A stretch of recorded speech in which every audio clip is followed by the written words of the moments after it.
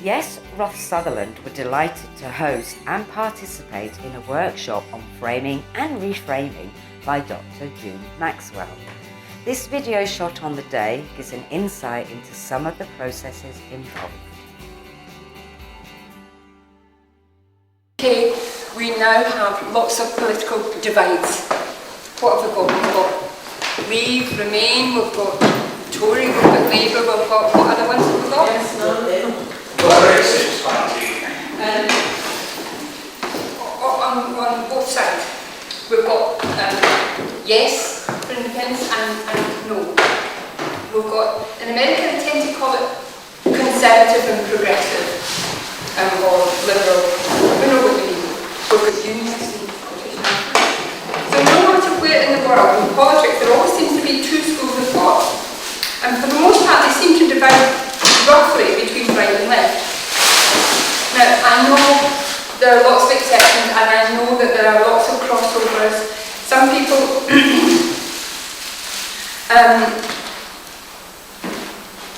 people can think of themselves as a liberal or progressive on most issues.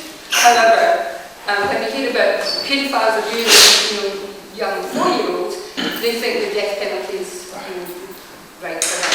So there's lots of crossovers as well. Now, two political science professors by the name of Hibbing and Smith from the University of Nebraska have come up, they've made a discovery that gives a possible answer to these divides. And what they've done is they've curated a mountain of disparate research projects, and these projects have been carried out over decades with thousands and thousands of people. And they've brought these results together. It's in a fascinating book. If you listen to what I have to say and you're interested in the subject, this book is called Predisposed. And it will tell you a lot more than I'm telling you this afternoon. There's not enough time to cover everything that they discussed. So what I've done, I've picked out some of the bits of their findings that I think might be helpful to remember when you're engaging with the public.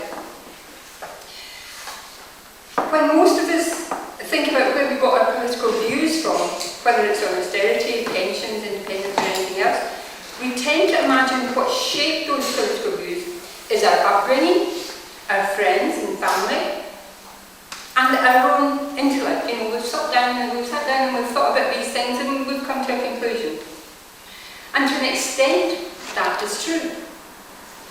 Influences from family and friends and our own mulling over of the subject do make up parts of the picture. But these latest research results tell us that there's also one influence at work, and that's more powerful than all the rest. It's more powerful because it accounts for between 35 to 40% of how we come to our political views. And it's what prompts us to choose one political stance over another. Can anybody guess what I'm going to tell you is this influence? Between 35 and 40%, every one of us here are affected by this. 35 to 40% of this influence that makes these political decisions for us is coming from one source. Any guesses? Self-interest. Parents. No, I've said parents play a part. Personal experience. That they play a part, yes. But Media.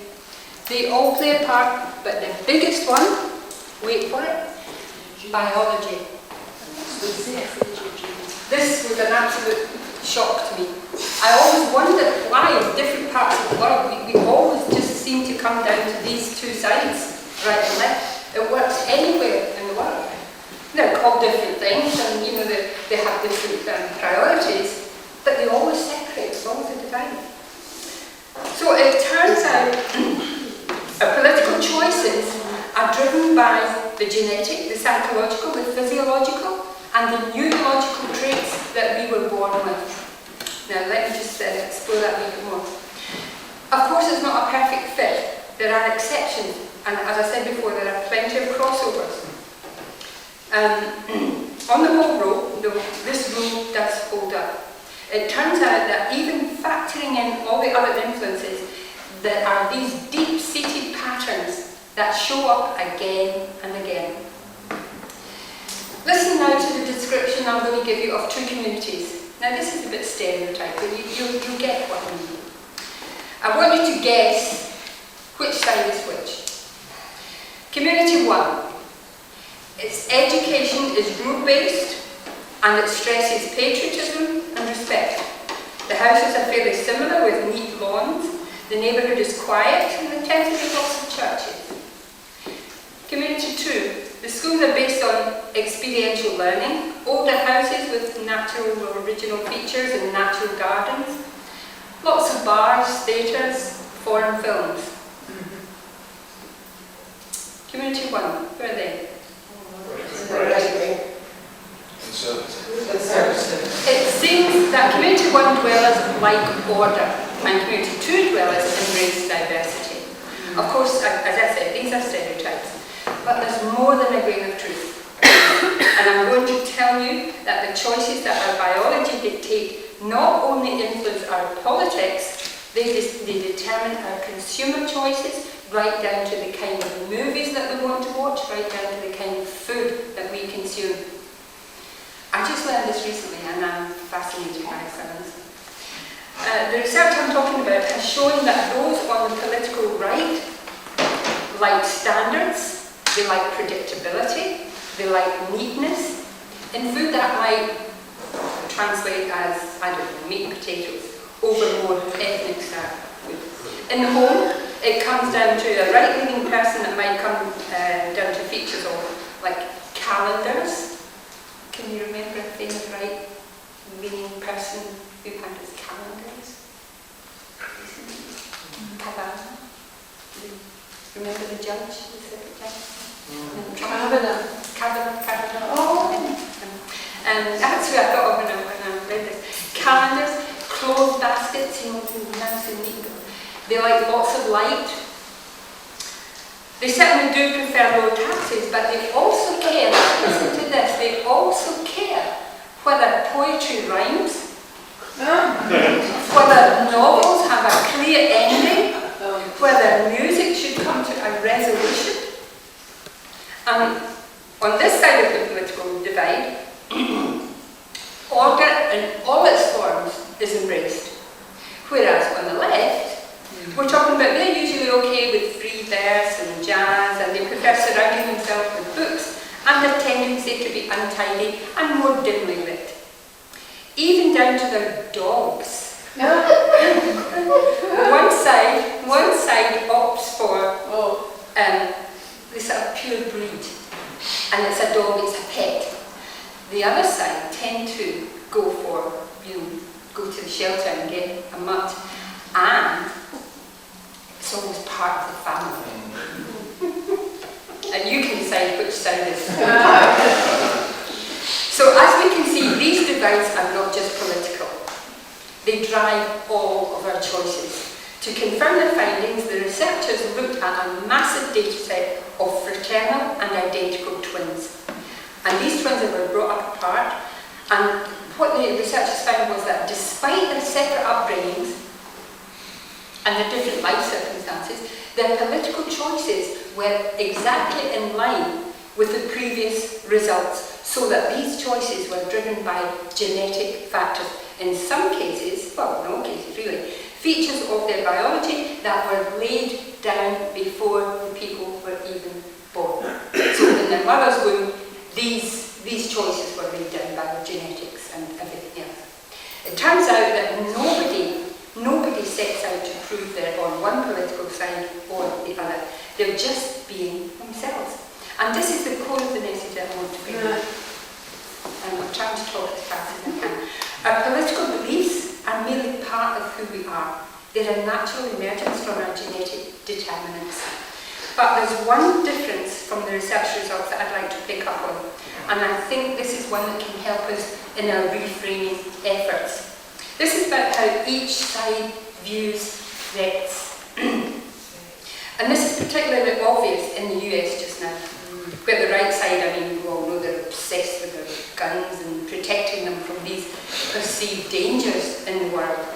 And Trump plays on these fears by invoking the invasion of Mexican criminals and gangs and everything. So although this, although this example is from the US, we can notice obvious parallels in our country. So the near home, a prospect like an unknown indie future with who knows what dangers and changes and flux. I mean, all this to a no voting people can be seen as a threat. And so many will be thinking they have to be vigilant, especially in a country that wants to welcome lots of immigrants, people that speak different languages. So you can see, this mindset, how it forms. Whereas yes voters tend to believe that this is all exaggerated nonsense and we shouldn't spend our time mitigating these imagined threats. But what is nonsense to one side makes perfect sense to the other. Neither side is being deliberately obtuse or biased, it's just that both sides experience different worlds.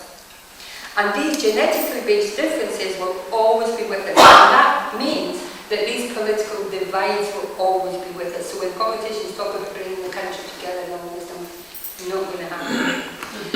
Voters are responding to the world differently because they are wired differently. And although I did that, the wiring is actually all over. Now, I want to narrow this discussion a bit further and speak a bit faster than I can to one particular aspect. We all know that left and right in politics endorse different sets of morals. In the main, the left tend to advocate something like equality, fairness, nurture, diversity and protections. Is that right? On the right, they tend to go for more principles like loyalty, patriotism, law and order, family values, respect for authority, and a very big one, on both sides of the Atlantic, a very big one for the right-thinking people, purity. Now, purity in all its forms. Where the right sees threats, the left sees opportunities. Think about the difference in immigration and the way Nicola Sturgeon talks about it. It's not that Tories are inherently bad people, it's just that they are keen on policies they imagine will keep them safe.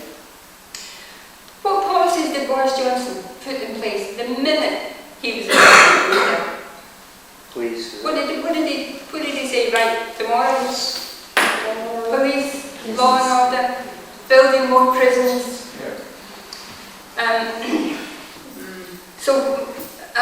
also he imposed was it £36,000 for new immigrants coming to the country? These are all responses to perceived threats. So he is just doing the same as Donald Trump. He's playing to his audience, playing to his base because he knows this is where this mindset comes from. The right has a threat-sensitive mindset and they just cannot understand why anybody would be opposed to these suggestions. Now I want you to try and keep all this in mind when the next time you see these Tory voters or whoever they are. I'm not saying that there's a gene that identifies a Tory voter.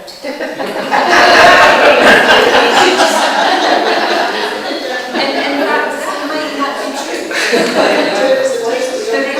The research does come up with, now if I can remember, it was the SM1 gene.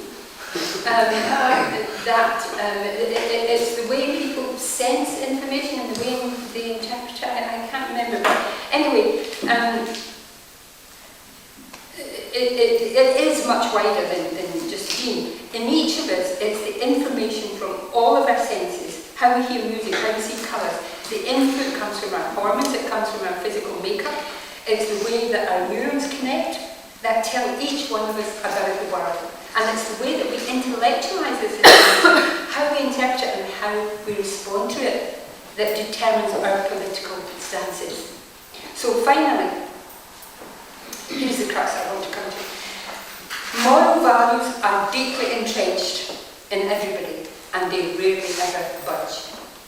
What you think now, you probably thought when you were 16 is right, the things that you think were right.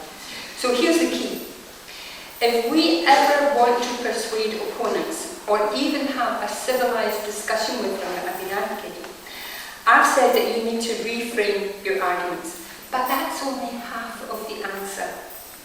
You need to know how to do the reframing. Okay, she said what's the way we reframe. Who does that? How do you do that? So here's how. You reframe your argument in their moral terms. You set out to adjust their perspective by getting them to think in new frames. Now, to get Tory voters or Conservative people to support, say for instance, an environmental initiative, telling these Conservative-minded people that we need to take steps now to prevent further damage to the planet before our life support systems fail, that will not cut it. Even if we embroider that plea with notions of equality, of fairness and protection, all of that will fall on deaf ears. Why? Because that's the language and the ideology of our side.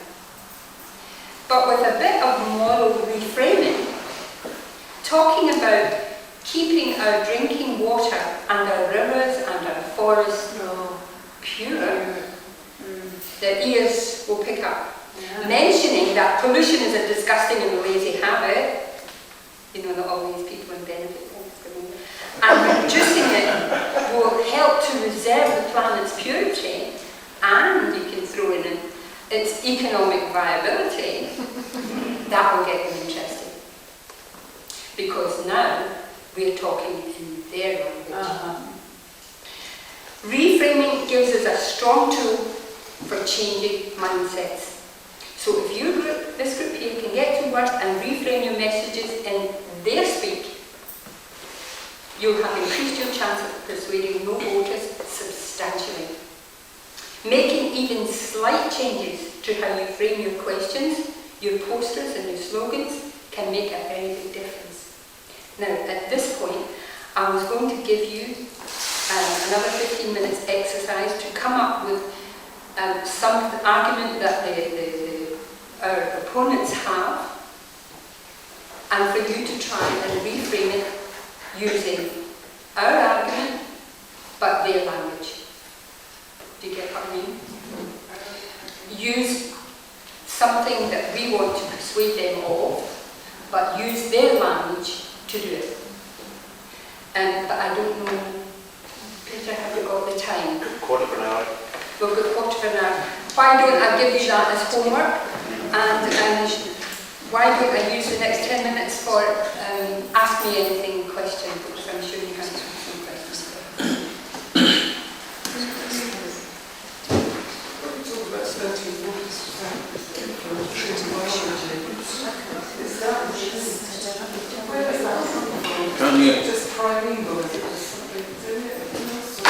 Everything that makes us who we are. But it's not coming from just one source. It's coming from our physiology, it's coming from our geology, it's coming from our psychology, and it's all, whatever makes us us. And that's why we also have crossovers. Because it's not a divide that comes down like that, and you're right and you're left. Nothing is as perfect as that. You always get wee bits, and that's why some people can believe most of the values fall on this side. However, on taxes, no, in the economy, I'm over here. Because they're not going to be divided exactly, they said. Oh, yeah. Also, I appreciate that. I was just wondering if they might have said anything about what the split is in terms of the genetic factors that might lead a certain group going one way or the other, to the left or to the right. Is there any sort of data or statistics on the actual split, and is it geographic, or what are the factors that might I influence don't know. that? I think we could probably answer that ourselves just by looking around and observing, where it happens. I don't know. I actually have a confession. I haven't actually read their book, Predisposed.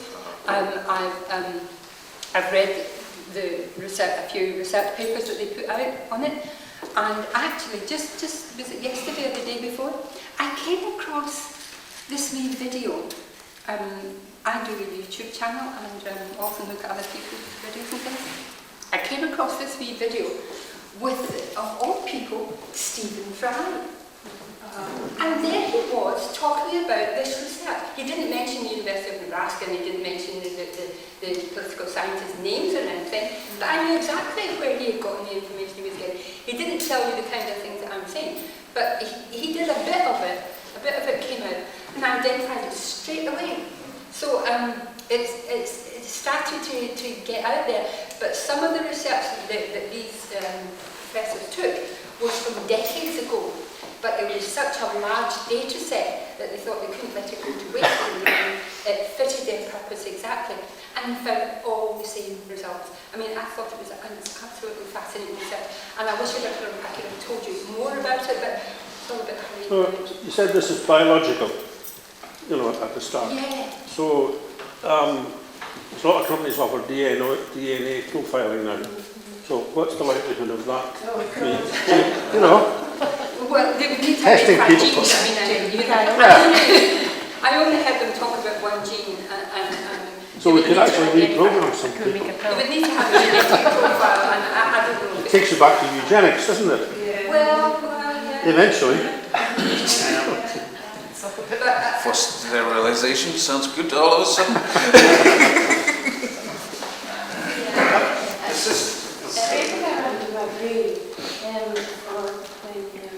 College, the Greeks, they had different people categorised by their organs in their body, particularly the spleen was very important. before that's where all the feelings reside. Yeah, and also, very interestingly, astrology has various points of the body. They are allocated to different signs, Yeah. and they often show up different personalities. Well, it's a bit like this. Yeah, but Anyway. we've come a long way since Yeah, then. Science has advanced and Can I, the question that I wanted to ask you was the one at the beginning, which I'm frequently faced with. If you start talking about independence and that Nicholas Sturgeon person, now how would you? don't talk about independence. Remember I said that? And I said it was going to surprise all of you. If you're having a conversation with somebody, if they can see that you're a decent person, she looks after her garden, look there, she's taking her dog again, she brought me that wee bunch of flowers, whatever we had, we sat down and have a cup of tea. In fact, I'll give you a tip. You want to get somebody on your side for anything, doesn't matter who they are, a colleague at work, a neighbour or anything, you ask them a favour.